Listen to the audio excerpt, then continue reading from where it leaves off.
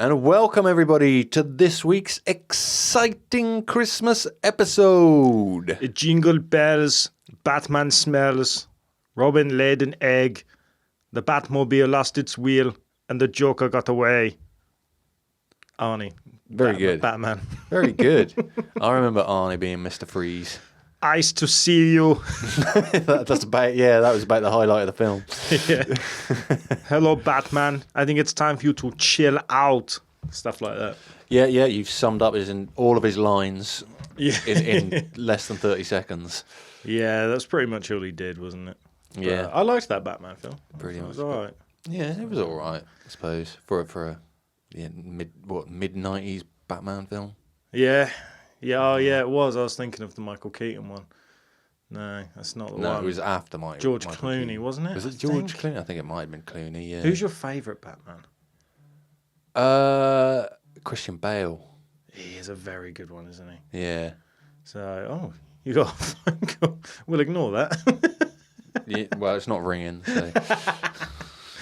I always liked Michael Keaton. I thought he was really good. He did the first Batman.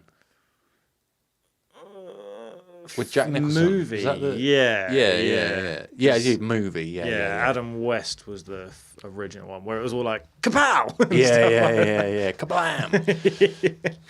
Jilliker's Batman. So, Yeah, pretty much what happened. the Caped Crusader. Yeah. No, I rate Michael Keaton a lot. So. But anyway, we're not talking about Batman. It's Christmas. What's Batman got to do with Christmas? It's a Christmas episode.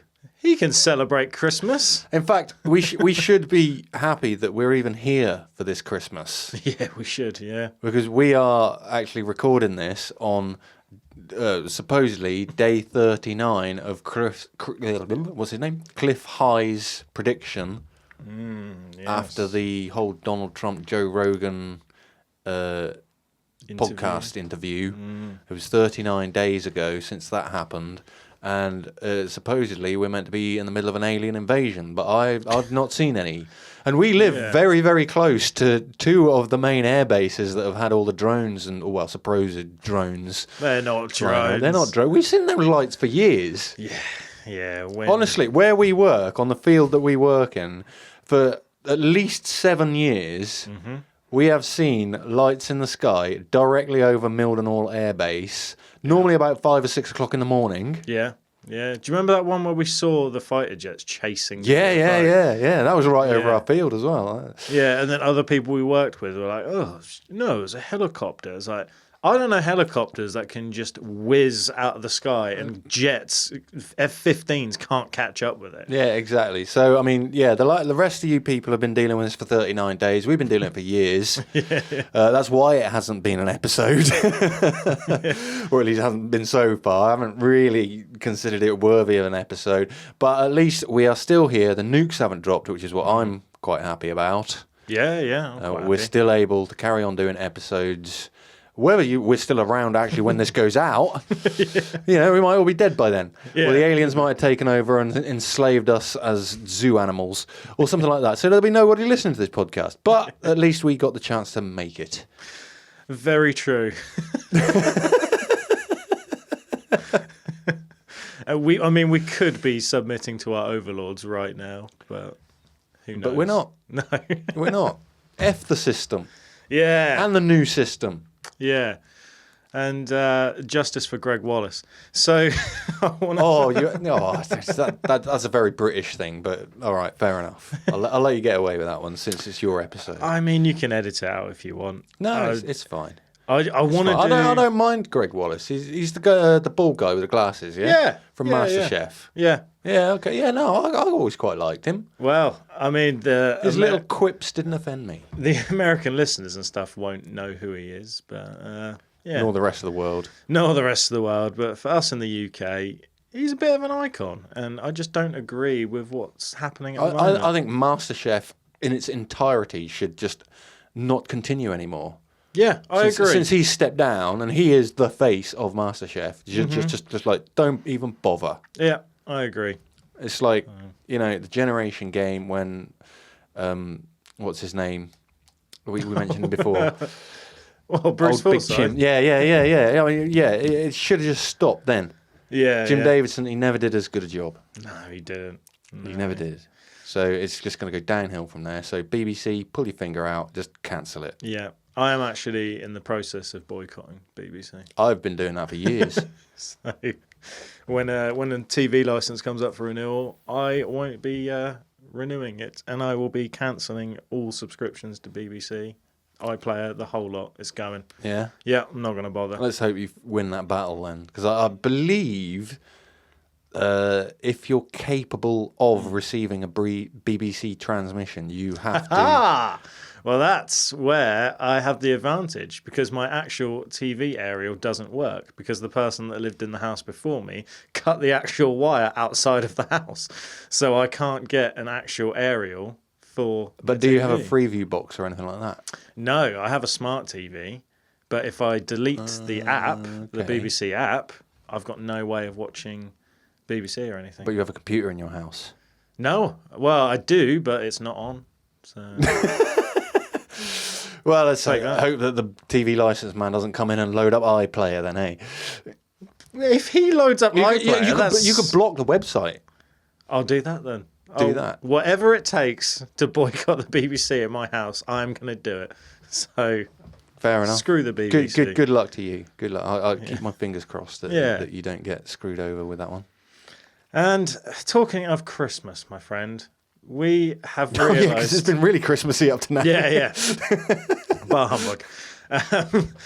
So we've previous years with holidays and things, we haven't had as many downloads, which we understand. It's busy time. People are not going to work. They're not commuting. Holidays. They're not listening to podcasts. We get it. So that's why today I thought I'd present a collection of short Christmas stories. For the 3 people that are going to listen. Yeah. Okay, well, yeah, all 3 of you, hope you enjoy the episode. Because my original plan was to do dragons. And I thought dragons aren't Oh, Christmassy. that sounds like a quality episode. It will be a quality episode, which is why I don't want to do it over Christmas holiday. Ah, right, yeah, no, fair enough. no one will listen that to it. might have rescued our Christmas downloads, you know, just ignoring Christmas completely and talking about dragons. Might have done it, but who knows? We'll find out. Yeah, next year we'll try something. So I'm going to start off with the folklore tale of Grýla, the Icelandic giantess of Christmas lore. Oh, Yeah. Are you sure you've pronounced that correctly? Yeah, Grýla. Grýla. Because it's got a Y with a... You don't have apostrophe. notes, so I can't see them today. I can't Grýla? question it. Grýla? I have no idea. I'd say Grýla. Grý because it's got the apostrophe over the Over the Y. Okay. Yeah, because I'm just thinking of my wife's name and E at the end with the apostrophe.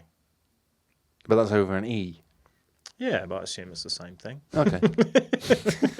Fair enough. So, Grýla, a figure from Icelandic folklore, is a giantess with a horrifying appetite for misbehaving children. Unlike the jolly figures of Christmas in other cultures, Grýla is a monstrous ogress who keeps a record of children's misdeeds throughout the year.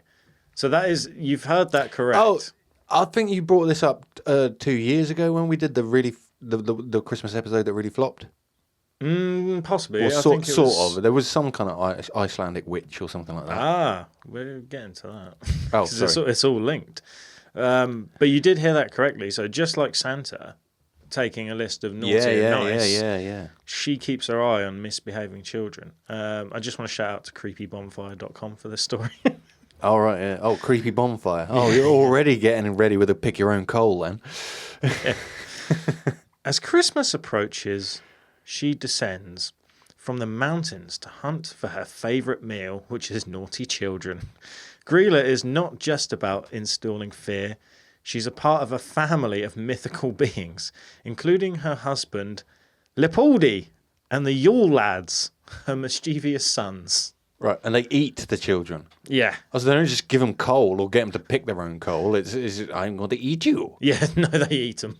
Yeah. If you've been naughty, you're not getting presents. You're getting eaten. Yeah, and 13 sons. So That's lucky. For some. That's a lot of children to be eating to feed a family. You got to feed a fit, but they got a whole country worth of kids to go through. Well, Greela's legend is particularly gruesome, Pirate, because she doesn't just eat the children raw. She's known for making them into stew. Oh, but that's a lovely wintertime meal. Yeah. Well, thinking about it, stew isn't very Christmassy, is it? Well, not in this country. It's definitely a wintertime meal, stew. I always say, and it does make the meat nice and tender. You'd thought that children meat would be nice and tender anyway. Yeah, because I suppose it's like veal. I never thought I'd to have a conversation on the pod about the texture of children's meat compared to veal. Neither did I, to be fair, when we started this out. Yeah, well... Neither of us know about this. We've never tried it ourselves. So, no. I wonder if we can get a cannibal on the pod. If you are a cannibal, write in. Yeah. Let us know how the texture of children meat in stew is. There was that German cannibal that I don't know if he actually went to prison because the guy that he ate gave him confirmation or gave him his blessing. Do you remember that? Yeah. I remember, that was years and years ago. Yeah. He gave him his consent to eat him. Yeah. I don't know if that worked much in a court of law, though. I think he probably still ended up in prison. That's all right. He's got a sick note. So I told him he could do it. Says me, dead. It's in his will. So this aspect of the tale adds a chillingly domestic twist to her character, blending the everyday act of cooking with the massacre. The image of Greela cooking her stew is a stark reminder of the dark undertones present in many traditional Christmas legends. So, obviously, I mentioned that she had kids and everything, and she didn't eat her own kids, though, did she? No, she didn't. No matter how naughty they were. No, they just get invited to the crew and go around cannibalising everybody. Yeah, that's a good point, because some would say children eating children is pretty naughty. It's pretty naughty, yeah. So she should probably eat her own children. So then it's just a recurring loop. But are they actually being good for eating all their dinner before they have the pudding? That's true. That's a good point. As long as they eat their vegetables as well. Imagine that you eat all your vegetables and everything first. You're like, I think I'm all right for kids, Mum. I've had too much vegetables. Yeah, I stocked up on potatoes, Mum. I don't need that. But it is tradition. You must eat children's soup. Stew. No ice cream. So she's also known as the mother of the Yule lads, not just Greela, the ogress. Okay. As I've mentioned, there's 13, but it's described as they are 13 pranksters. So I don't know about eating children being a prank. It's the ultimate prank. But what's interesting as well is each one of her children have their own mischief style. So it makes the story more complex. There's 13 different types of mischief. Apparently okay. So, yeah. I struggle to think of the 7 deadly sins, let alone 13 types of mischief. Same here, to be fair. Ah, yes. Let's not go into that right now. There's deceit. There's... I don't think that's even one of them. So, do you remember me saying before about the Yule cat? Yeah, the old Yule cat. I remember that. A fierce Icelandic Christmas legend. So, the Yule cat, known in Icelandic as Jóakatólin, I think is how you say Don't even bother trying to repeat that. Is a massive and vicious creature from Icelandic Christmas folklore. This cat is no ordinary feline. It's said to prowl the snowy countryside during the Christmas season, preying on people who haven't received new clothes before Christmas Eve. Now it's all flooding back to me. Yeah, I know, I remember that. Yeah. The Yule cat is not just a pet, but an integral part of the Icelandic Christmas tradition, closely associated with Greela, the ogress, and her sons, the Yule lads. Ah, so she'll only eat kids that don't have new clothes. Yeah, it says here the Yule cat's unique characteristic is its targeting of individuals based on their fashion. Oh, right. So you could have been good as you like all year. If you don't have new clothes, then the Yule cat's going to get you. Yeah. Whereas Gryla didn't. Yeah. And the 13 kids. So this aspect of the legend is particularly intriguing as Iceland really is a harsh place to live, isn't it? Yeah, it is. It intertwines the idea of reward, which is new clothes, with the threat of punishment being eaten by the Yule cat. It's a tale that goes beyond mere scare tactics, embedding itself into the cultural practices surrounding clothing and gift giving during the festive season. So I guess it's kind of like a Christmas rule in a way. It kind of is, but like for like yourself, little Josh growing up in Iceland, when he gets his Lego TIE fighter at Christmas, he'd be like, yeah! And then because he didn't get any new clothes, the Yule cat comes and takes him out of his bed at night. That's not very fair, is it? You don't even get to play with your Lego TIE fighter. That is true. Yeah. I suppose you'd have to ask for... Well, at that point in Iceland, you don't even ask for new clothes. I assume that's part of Christmas. I would hope so. Otherwise, you're not If you're asking for a Lego TIE fighter and you get new clothes, you'd be really disappointed until you realise that the Yule cat isn't going to take you. Very true, yeah. And then you'd just be like, well, I got new clothes, but I don't have a Lego TIE fighter.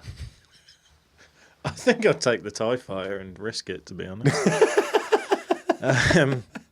But I am at that age now where I actually appreciate clothes and things for Christmas and stuff. Yeah, so new socks are always welcome. Yeah, when you're younger, you're like, oh, shower gel, deodorant and socks, I don't need them. And now I'm like mid-30s and I'm like, nah, to be honest, I could actually do with some shower gel and some socks. I wait for Christmas so I can get socks. Yeah. It's great. Well, like, start running out of them or start getting holes in them and stuff like in August, and it's like, no, I will hold out. Yeah. I'm not going to buy myself more because I've only got a few months and I know that I'm going to get 23 pairs. Yeah. My brother-in-law Thomas just we asked him like, what did you want for Christmas, and he genuinely said a bar of soap, and he wasn't even trying to be funny. He actually needed a bar of soap, and then he showed us That's like £1.49. He buy his own soap. Yeah, but he showed us his bar from last year, and it was like a tiny bit left. A little sliver of soap. Because I need to replace this. So he just every year asks for a bar of soap. Did you get him a soap on a rope? No, I haven't got into the It's the new Elf on a Shelf. Is it? Yeah. Well, we do Secret Santa with the in-laws, so right. I haven't got Tom this year. Or so you're saying. Or have I? Yeah, there you go. Tis a secret. It's safe with me. Yeah, and the other listeners, well, they don't know who Tom is, so that's fine. They don't know who you've got for Christmas either. I was about to say it then. Oh, there you go. Yeah, keep that to yourself. While the Yule Cat is a formidable figure in its own right, its association with Gryla and the Yule lads adds depth to the folklore. This connection paints a picture of a fearsome family with the Yule Cat as the pet of the terrifying household. So the Yule Cat has been the pet all this time. She is a witch. Mm-hmm. All witches have cats. So, yeah, it makes sense. Makes sense. The Yule Cat would go around and mop up all the little kids that got new clothes. No, sorry. Yeah. The kids. There's kids that were good but didn't get new clothes. So that means more meat for the stew. Yes. And I'm guessing the cat gets to lick the bowl afterwards. I would imagine so. As it says, the Yule Cat's role complements the activities of the Yule lads and Gryla, creating a comprehensive narrative of Icelandic Christmas traditions that balance fear with festivity. So I assume that is its role. It must be. It collects the kids and they turn them into a stew. Yeah.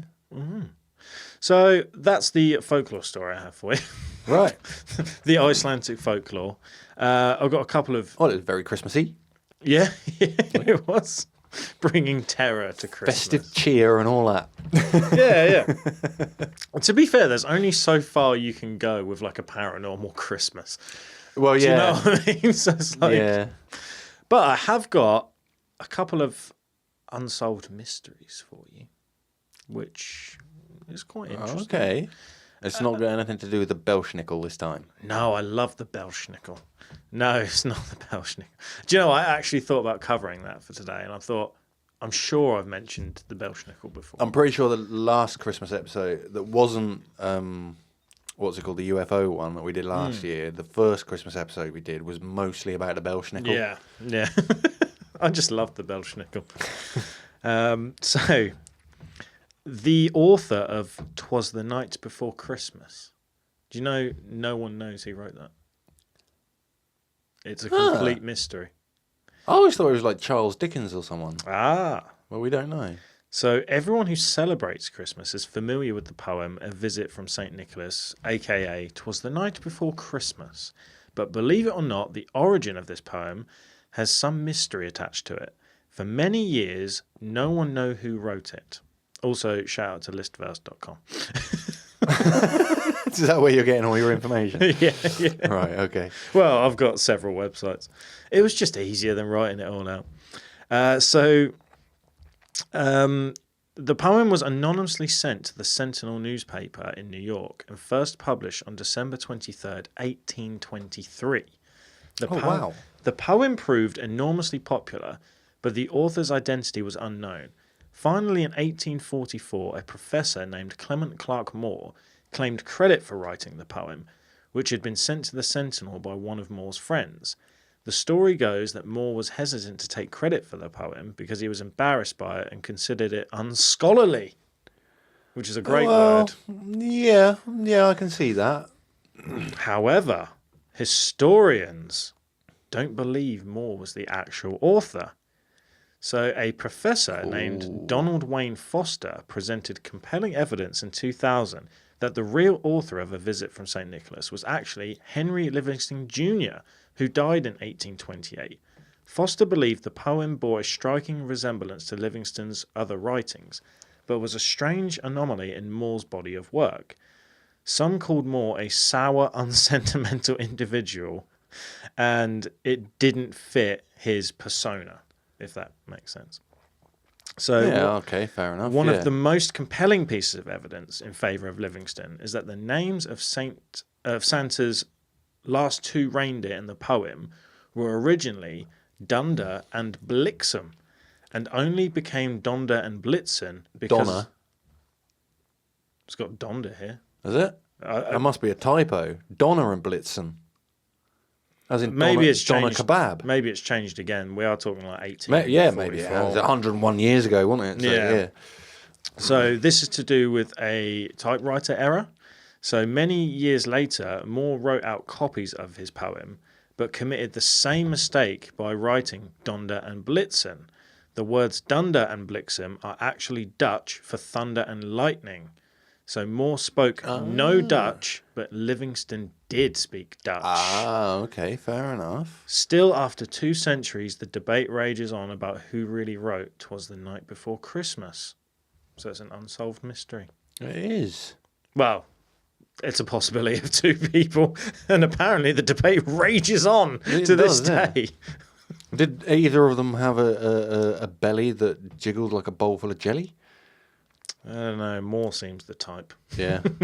Well, with a name like Moore, yeah.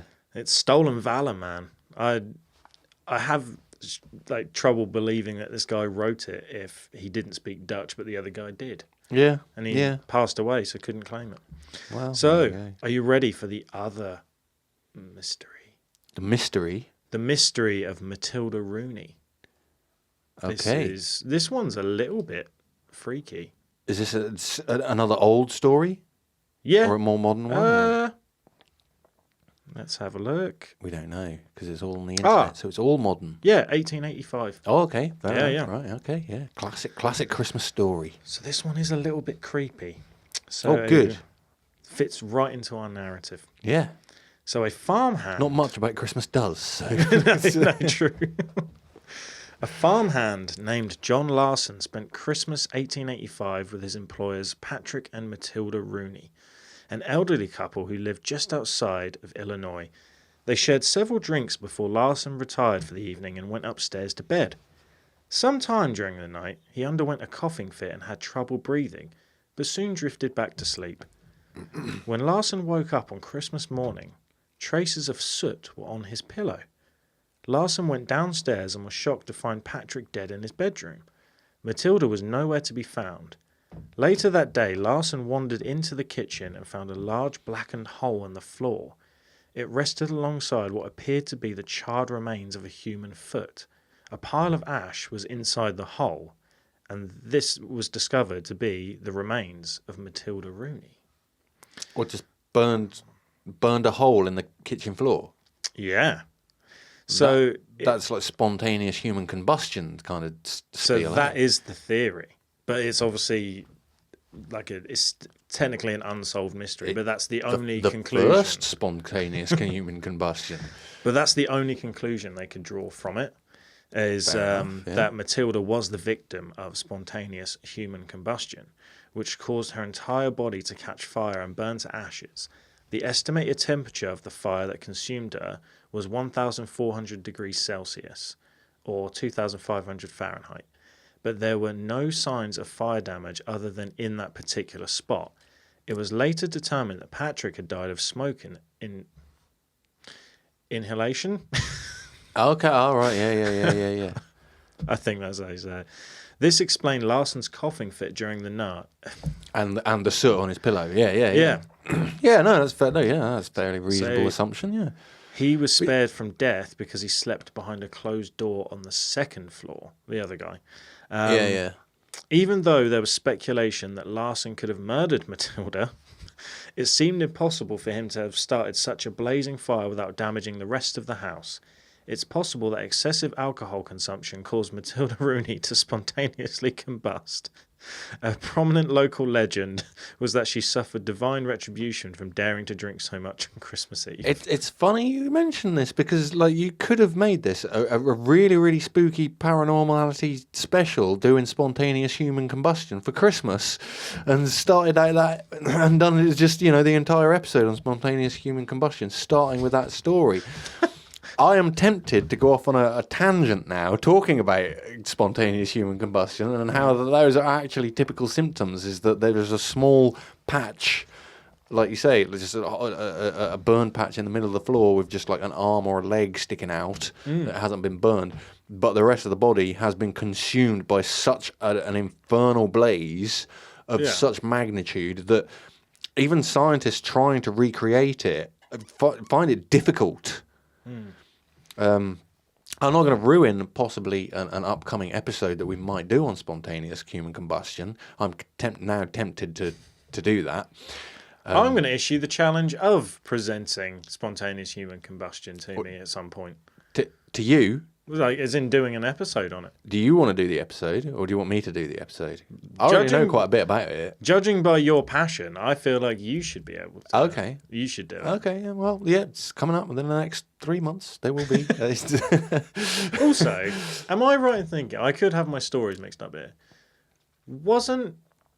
Is it Great Expectations? Wasn't there spontaneous human combustion in that? No, it was a coal flicked out of the fire. Oh. And landed on her wedding dress that she was still wearing after like 30 years or something. Ah. Yeah, but she did burn to death, yeah. Well, that's a great segue into the last story I've got. And I think, is Great Expectations considered a Christmas story? I don't know. I just remember reading it in school. It's really old-fashioned Charles Dickens style thing, isn't it? Yeah, it was really long-winded. Yeah, do you know I only ever read 2 books in school, and it was Great Expectations and Lord of the Flies. And oh, really? You didn't do Mice of Men? We watched the video. We watched the movie. Yeah, I know the one with Gary Sinise and John Malkovich. Yeah, that's the one. Yeah. Was it Lenny and Carl? That's it, yeah. No way was it Lenny and Carl. Yeah, it was Lenny and Carl, yeah. I wonder if that's what the Simpsons characters are named after. Might be. I've only just put that connection. Yeah. And that's the one where he's like, just keep smelling the flowers. No, it's George, isn't it? Lenny and George. Is it? Yeah, it is Lenny and George. Is it George? No, I'm sure. Yeah, because he's like, what are you doing, George? He's like, just look at the flowers, Lenny. Maybe it could be then, yeah. It's been so long since I've read the book. And then one of the guys has a moist like a glove or whatever for his wife. Look, we're not going into that anyway. Anyway, the connection A is moist glove is not on the card for today. All right, that's a completely different thing that you're talking about. But it all links together because it's all Christmas stories. That's what I'm getting to. Okay. So, what you mentioned before about the bride, this one, the legend of the mistletoe bride. Have you heard of this one? It rings a bell. I'm not going to say I know the story, but the title of it rings a bell. So, this has been retold for centuries and has taken many forms, and it has also been retold into other books and short stories, movies, TV You're shows. retelling it again. Yes. So, In Josh style. while Wearing the story... a sparkly Star Wars Christmas jumper. Yes.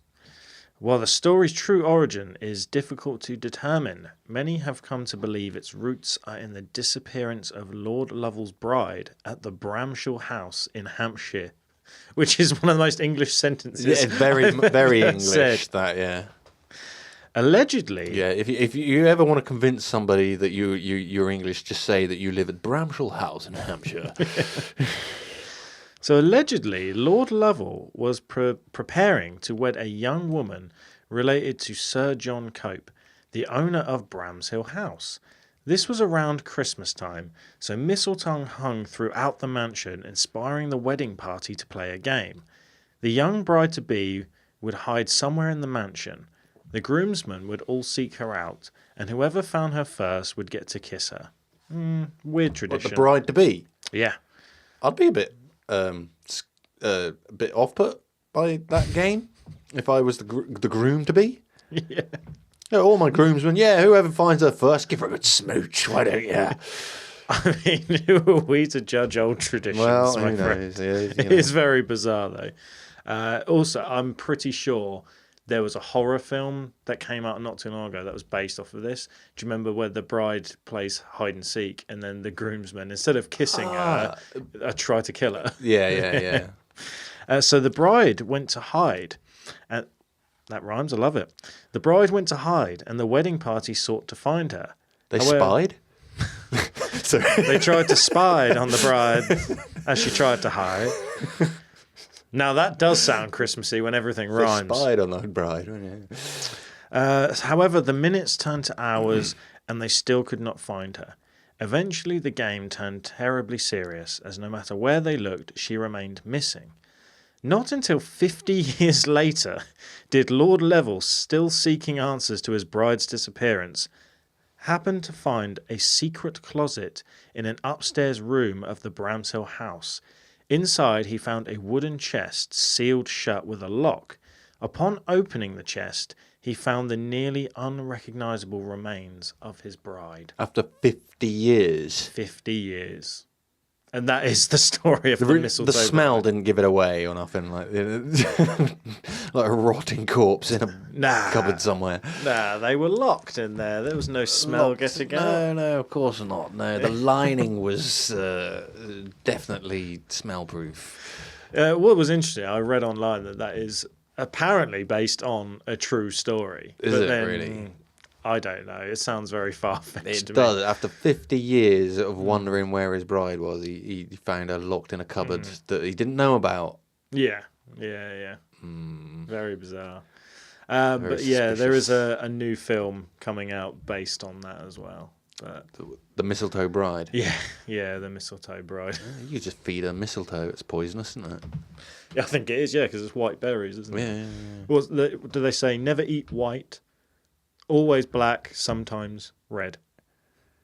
Yeah, something like that. Don't quote me on that. Don't take our advice for what berries you should eat. Yeah, that's not the gospel truth. That's just what I was taught growing up. Find a specialist book on this subject and trust that, rather than peel it and eat it.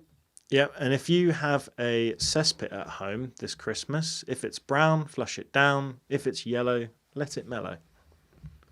That's another Or you could thing. be clean and hygienic and just flush it no matter what. Let Depends. the overflow do the work. Depends if you're trying to reserve water and things for Christmas. That's just another saying, isn't it? If you're not attached to the mains, I could see that happening. Yeah. Yeah, that's what I mean. Country houses. Well, yeah, but that's not that. Okay. Yeah. Whatever. I'm just trying to give out some Christmas advice. Different strokes for different folks. Fair enough. Use ribbon instead of sellotape to be more eco-friendly. Ah, nice. There you go. Yeah. There you go. It was that simple. Yeah. I like that. Yeah. I can't think of any other Christmas tips. I have got a Christmas joke for you. Go for it. Why does Father Christmas have 3 gardens? I don't know. So he can ho, ho, ho. Oh, my grief. That's it, folks. What's the difference between snowmen and snow women? I know. Yeah, go on. Snowballs. That's a good one. All right, okay. It's going to be a short one because it's Christmas and everybody wants to go home and open their presents and eat lots of turkey and whatnot. So I hope you've enjoyed the episode. Until after Christmas, I've been Pirate. I'm Josh. And this has been Paranormality UK. Ho ho, ta-ta. Ta-ta. Nice to see you all.